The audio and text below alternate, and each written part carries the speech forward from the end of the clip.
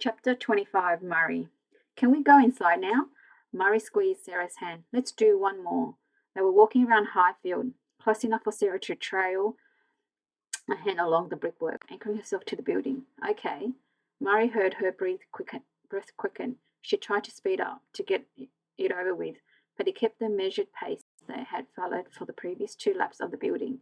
He did his best to distract her. Tom Johnson's will left the house to his wife along with his share of the business and all his assets except for $100,000, which he left to Anna. His life insurance payout went to Caroline, even though it was suicide. Even though Murray now knew far more about life assurance and suicide than he had ever needed to know. Most companies had a suicide clause in their policies that meant no payout if the policy had been taken out within 12 months of the policyholder's suicide. It was to stop people committing suicide to escape debt. The helpful woman from Aviva had explained to Murray when he'd rung. Tom Johnson's policy had been in place for years. The payout to his wife made as soon as the death certificate had been issued. What about Caroline's will? Sarah's trailing hand still followed the line of the wall, but now Murray saw air between her fingers and the brickwork. He kept talking. A small sum to her goddaughter, a $10,000 legacy to a crippled animal rescue centre, and the rest to Anna. So Anna ended up with a lot. You're sure she didn't bump them off? Her hand dropped to her side and sent herself an anonymous note. Sarah was thinking, maybe the card was from someone who knows she killed them. Anna panics, brings the card to the police station because that's what a normal non-murderous person would do. It's a double bluff.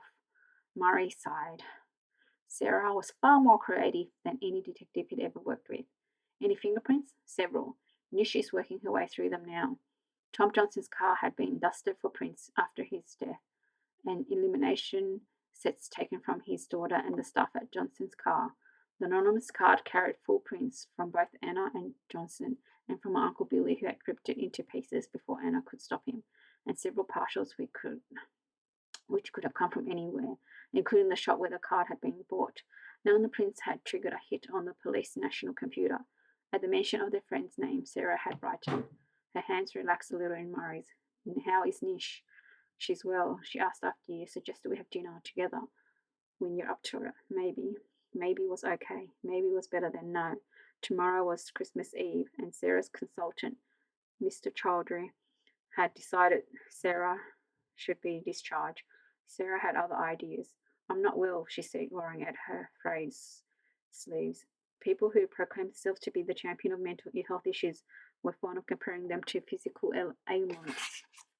If Sarah had broken a leg, we'd all understand that it needed fixing. Murray's line manager had said, when Murray had apologized for taking off time to support his wife, the diversity box had been duly ticked, and it wasn't like a broken bloody leg. A broken leg could be fixed. X-rays, a plaster cast, perhaps a mental splint, a few weeks on crutches, resting, physio, and then what? The odd twinge, perhaps, but fix. Better. Sure, it might break more easily next time you came off a bike or took the stairs awkwardly and tripped, but it wouldn't snap spontaneously. It wouldn't freeze in horror at the prospect of answering the door or crumble into pieces if someone whispered out of earshot. Borderline personality disorder was nothing like a broken leg. No, Sarah wasn't well, but she never would be. Sarah, borderline personality disorder is not something we are going to cure. Chowdhury's Oxbridge accent was undercut by a Birmingham twang. You know what? You know more about your condition than anyone, but you are managing it well, and you will continue to do that at home. I want to stay here. Sarah's face had creased into tears. She looked more like a homesick child than a 58-year-old woman. I don't like it at home. I'm safe here. Murray had pasted a smile to his face to hide the right hook he'd left out in his stomach. Mr. Chowdhury had been firm. You'll be safe at home because for the last few days it hasn't been us keeping you safe. He had paused and leaned forward, pointing stapled fingers towards Sarah. It's been you. You continue with daily sessions. Then we'll move towards weekly visits, small steps. The main priority is to get you back home with your husband. Murray had waited for the left hook. but Sarah nodded meekly and reluctantly agreed that tomorrow she would go home, and then she would surprise Murray by agreeing to go for a walk. Murray stopped. There, that's 3. Sarah looked taken back to see the main door open. There's 3 laps of the building complete. I'll pick you up tomorrow morning, okay? She frowned. It's group in the morning, lunchtime then, okay. Murray kissed her and began walking down the path to the car park. Halfway down, he turned away, but she'd already scuttled inside. Murray spent the next hour tidying the already spotless house in preparation for Sarah's homecoming. He changed the sheets in their bedroom and made up the spare bed too, putting fresh flowers in both rooms just in case she wanted to be alone. When the place was pristine, he got in his car and drove into work. The fact that Diane Brent Taylor, the witness who had called the police to report Tom's suicide, had not attended the inquest was troubling Murray. Brent Taylor had claimed she had been on Beecher Head that morning with a lover and that she couldn't take the risk of her husband finding out where she'd been. CID had tried several times to persuade her, but to no avail. They had no address details for her, just a mobile number. And when that had been disconnected, they had given up. This was a suicide investigation after all, not a murder. Not then. Murray wasn't going to give up. There were plenty of Taylors and Brents on the police national computer and the electoral register, but no Diane Brent Taylors. Neither did Murray have any joy on open source systems, Facebook, Twitter, LinkedIn. Although he would be the first to admit he was hardly an expert in the field, his expertise lays in lateral thinking. He drummed his fingers on the desk and then started his search again, this time putting a fresh sheet of paper on the side of the keyboard. There was no doubt a system that would do this job for him in a fraction of the time, but pen and paper never found Murray yet. Besides, taking this to force intelligence would prompt questions he didn't yet want to answer. On the left side of his paper, he jotted down the home address of everyone with the surname Brent in 25-mile radius of Eastbourne. If he had to widen the search, he would, but for now he was working on the basis that the witness had been local. Next, Murray began a new list of all the addresses occupied by people with the surname Taylor. It was half an hour before he got a match. Bingo. 24 Burlington Close, New Haven, occupied by Mr. Gareth Taylor and a Mrs. Diane Brent. Murray looked up with a broad smile on his face. The only person around to see it was John, Murray's dual colleague, who had been confused to see Murray arriving work an hour previously. I thought you were on leave till the new year. I've got a few bits to fill in on my PDR.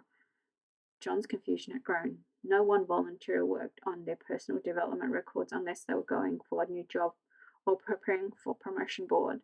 As for doing it in your own time. Now John looked at Murray with complete bafflement. I've never seen anyone look so happy to do their PDR. Just taking pride in my work, John. Murray whistled as he made his way out of the station. 24 Burlington Close was a quiet cul-de-sac off Southwich Avenue in New Haven, halfway between Eastbourne and Brighton. Murray waited a moment before ringing the doorbell, taking in the carefully tended flower pots around the front door and the no cold call sign in the frosted windows. A shadow moved towards him as he reached for the white plastic bell, and he realized Mrs. Brent Taylor must have seen him pull up on the drive and been waiting in the hall. She opened the door before the chime had died away. A dog barked from somewhere in the house. Murray introduced himself. I'm invested in a case I think you might have had some involvement in. May I come in? Miss Brent Taylor narrowed her eyes. I have to pack for my daughter. It's her turn to do Christmas. It won't take long. She stepped back from the open door. I can only give you half an hour. As welcome went, Murray had much worse. He smiled and thrust his hand out in a way that made it impossible for Mrs. Brent Taylor not to take it. She glanced around as if the neighbours might already be passing judgment. You better come in.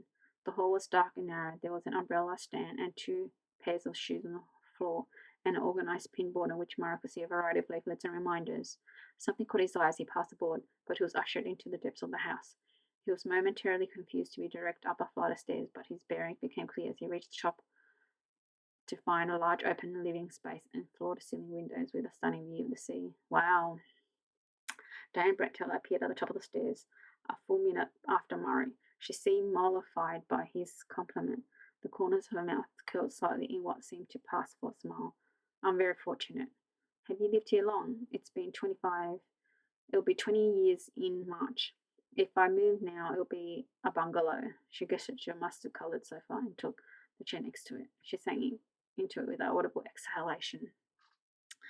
Murray hesitated. He had finessed his line of questioning on the way here, starting with the identity of Mrs. Brent's Taylor lover. After all, it was entirely possible that Brent Taylor had refused to give a statement, not just to hide her extramarital activity, but because she or her lover had been involved in Tom Johnson's death. Could Diane Brent Taylor have been protecting someone? But now he felt entirely wrong-footed. Mrs. Brent Taylor was in her late 70s, possibly even in her 80s.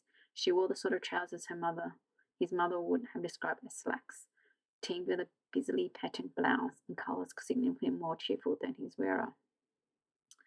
Her blue tinge hair was set in a rigid wave close to her head, and her nails painted a pale coral. It was, of course, possible that Mrs. Brent had a lover, but given the time it had taken her to climb the stairs and the walking stick he had glimpsed propped up against her armchair, Murray felt it was unlikely she had been gallivanting around Beach Head with him. Is your husband home? I'm widowed. I'm so sorry. Was it recent? 5 years, last September. May I ask what this is about? It was becoming increasingly clear that either Murray had the wrong house or there was only one way to find out. Mrs. Brent Taylor, do the names Tom and Caroline Johnson mean anything to you? She frowned. Should they? Tom Johnson died at Beecher Head on the 18th of May last year. His wife, Caroline, died in the same spot on the 21st of December. Suicide? She took Murray's silence as agreement. How dreadful. Tom Johnson's death was reported to the police by a witness giving my name? Diane Brent Taylor. Well, it wasn't me. I mean, I've been to Beecher Head, obviously. I've lived around the area all my life, but I've never seen anyone jump off, thank God. She muttered this last to herself. What was the chance of there being two Diane Brent Taylors in the Eastbourne area?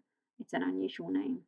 It isn't properly double-barreled, Miss Brent Taylor said defensively, as though this exonerated her. My husband liked the sound of them together. He thought it went down well on the golf course. Right, Murray steeled himself. It was already clear that today's excursion had been a wild goose chase, but he wouldn't be doing his job properly if he didn't dot all the I's and cross all the T's. It's just to clarify, you definitely didn't call 999 on the 18th of May 2016 to report seeing a man throw himself off the cliffs at Beecher Head. Mrs. Brent Taylor narrowed her eyes. I may be getting on a bit, young man, but I still have all my faculties. Murray just managed to stop himself thanking her for the misplaced compliment. One final thing, and I apologize if this seems a little impertinent. Is it possible that on the 18th of May last year you might have been on Beach Head with someone else's husband? Within seconds, Murray found himself standing outside 24, Burlington Close, with the door slammed firmly in his face. Really, he thought Diane Brent Taylor moved quite quickly when she wanted to. Chapter 26. Anna. Running feet makes a pleasing sound on wet tarmac. My trainers feel strange after what must be a year at the bottom of the understair cupboard, and my leggings cut into soft flesh around my waist, but it feels good to be moving. Out of the habit, I have forgotten my headphones, but the rhythmic sound of my own breathing is hypnotic, reassuring. Mark's mum, Joan, has come for Christmas, and as soon as she arrived early this morning, she and Mark practically press-ganged me into letting her take Ella out. I'll give her a chance to get to know me. A little break will do you good, sweetheart, and don't you dare do housework. You're to put your feet up and read a magazine. Go back to bed if you want to. Reluctantly, I packed Ella's bag with nappies and express milk, issued Joan with a list of instructions I knew she'd ignore, and walked around my house looking for ghosts. The house was too quiet, the ghosts all in my head. I drove myself mad, sniffing the air for Jasmine, screwing shut my eyes in an effort to better hear voices that weren't there. There was no way I'd sleep or even settle for a few minutes without a magazine, so I went upstairs to put on my running things.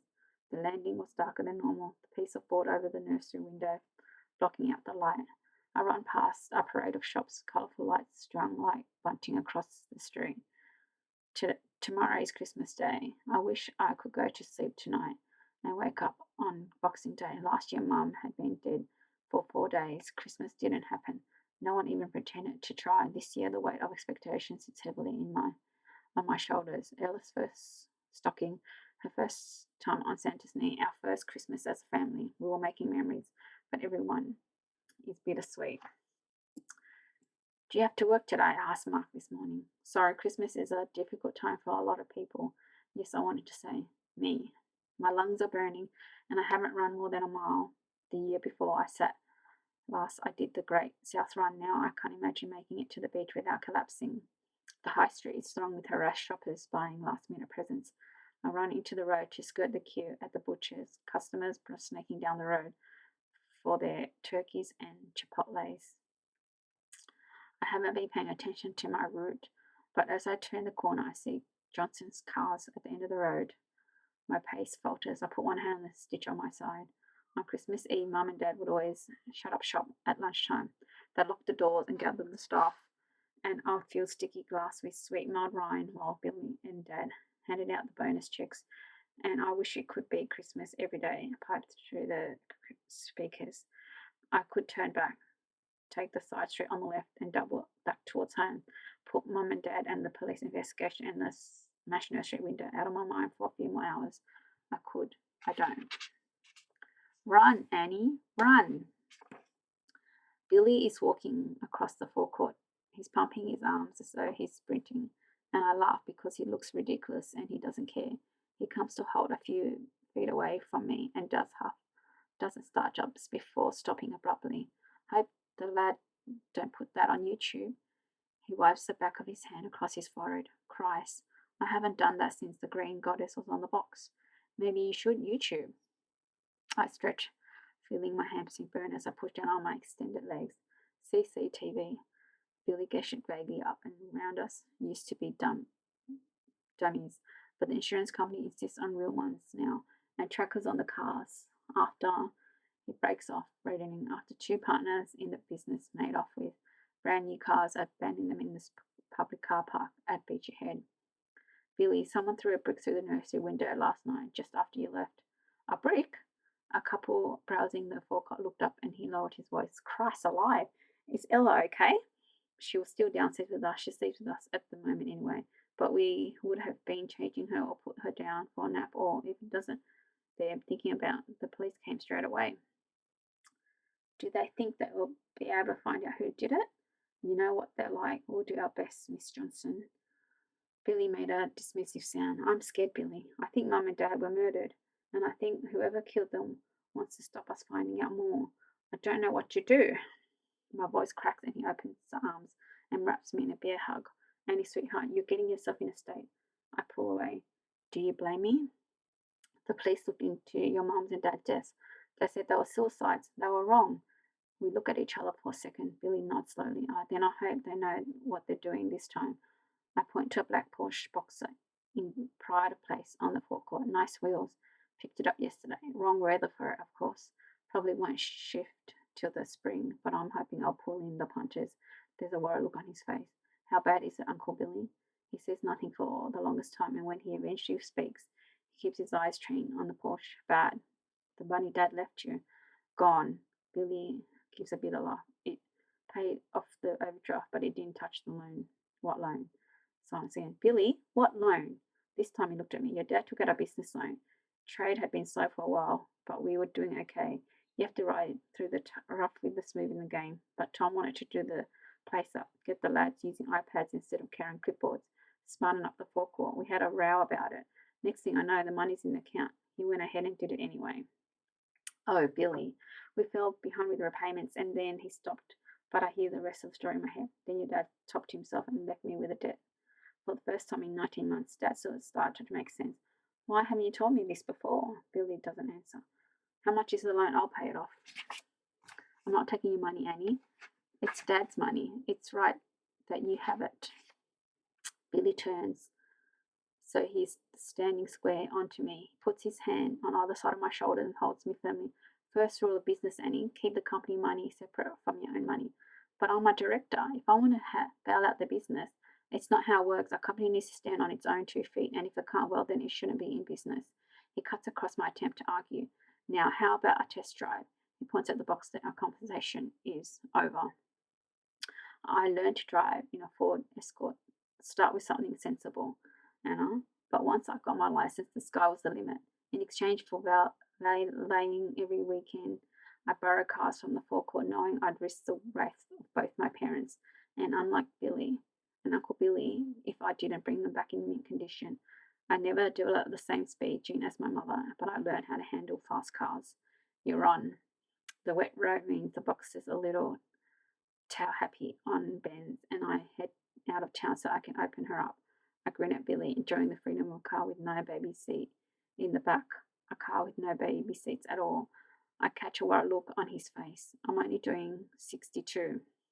Then I understand it's not the speed Billy's concerned about, but the sign for beat your head. I hadn't been thinking about where we were going. I'd been enjoying the feel of a responsive engine off steering wheel that twitched like a live thing beneath my hand. I'm sorry, it wasn't intentional. Billy hasn't been to Beachhead since Mum and Dad died. On test drives, he takes people the other way, towards Bexhill and Hastings. I glance to the side and see his face pale and crumpled.